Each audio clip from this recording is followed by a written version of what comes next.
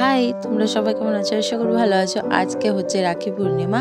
তো আজকে হচ্ছে রাখি পরাবো ভাইকে, আর গপুকেও আমি রাখি পরাই প্রত্যেকবার। তো চলো। আর আজকে জানো, আমরা যে রাখিটা অর্ডার করে দিয়েছিল ফুল দিয়ে, সেখান থেকে না এই লক্ষ্মী গণেশের মূর্তিটা দিয়েছে সিলভারের। আর দিদি কত মিষ্টি নিয়ে এসেছে, দেখো প্রায় 20 পিস হবে মিষ্টি নিয়ে এসেছে, রসগোল্লা।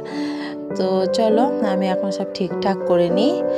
এটা হচ্ছে গপুকে পরাবো রাখি, আর এটা পরাবো ভেবেছিলাম, কিন্তু এটা না অনেকটা বড়, আর আমার গপু খুব ছোট, তো সেই জন্য কিন্তু পুরোটা ঢাকা যাচ্ছে, সেই জন্য আর পরালাম না, এই ছোটোটাই পরাবো।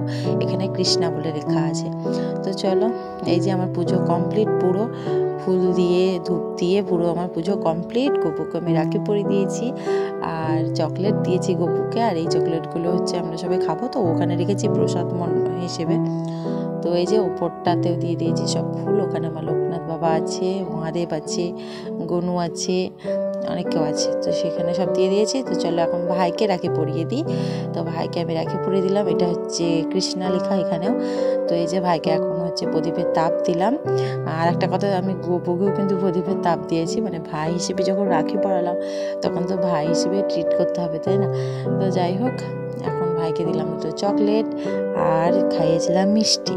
তো আমি কিন্তু ওই সকাল থেকে না খেয়েছিলাম, পুজো টুজো দিলাম, গপুকে পড়ালাম, তো ভাবলাম ভাইকেও এখন পরিয়ে দিই। তো তারপরে আমি খাওয়া দাওয়া করেছিলাম, আমার অনেক খেতে দেরি হয়ে গেছিলো, প্রায় 12টা বেজে গেছিলো।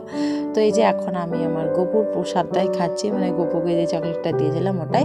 তারপরে দিদি হচ্ছে এতক্ষণে রাখি পড়াচ্ছে, ঠিক আছে।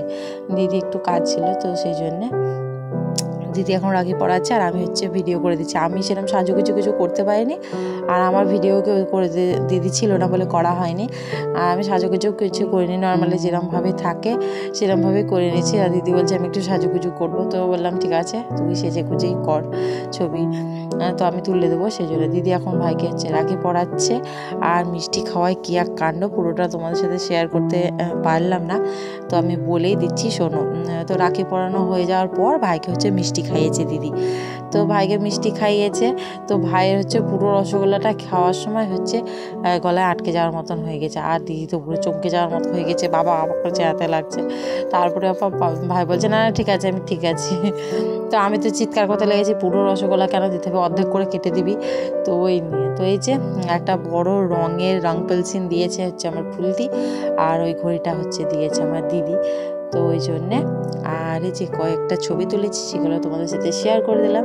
তো কেমন লাগলো ব্লগটা জানিও। আর ওই দিনটা এরকমই কেটেছিল, আর আমরা হচ্ছে শনিবার দিন পালন করেছিলাম, তো বাড়িতে নিরামিষ খাওয়া দাওয়াই হয়েছিল। তো খাওয়া দাওয়ার ট্রিটটা একদিন হবে, সেই দিন আমি তোমাদের সাথে ব্লগ শেয়ার করব। তো আজকের মতো আসি, দেখা হবে নেক্সট ভিডিওতে, টাটা।